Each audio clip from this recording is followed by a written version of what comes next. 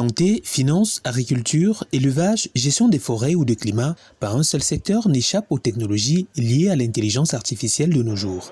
Une technologie désormais incontournable au cœur de la transformation digitale dans laquelle le monde est engagé.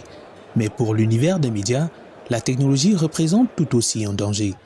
Deepfake, clonage de voix et autres informations fallacieuses sont entre autres défis à relever avec l'avènement de cet outil. La question était au centre des discussions du sommet de l'Union africaine de radiodiffusion qui s'est ouvert le 4 mars 2024 à Yaoundé. Les médias africains ont, sans plus attendre, pris conscience des enjeux et qu'ils s'engagent à une réflexion stratégique sur ce sujet dans le cadre de ce sommet international de Yaoundé.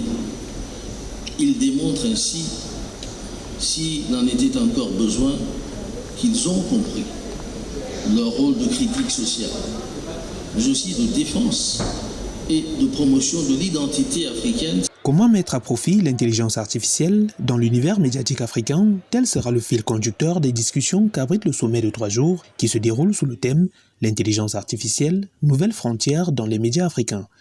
Selon les experts, jusqu'à 90% du contenu en ligne pourrait être généré systématiquement d'ici 2026. Un flux important qui laisse planer le spectre de la propagation de la désinformation, véritable gangrène pour la stabilité des États africains.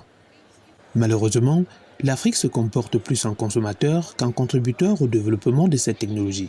Il est impératif de relever le défi que constitue l'IA.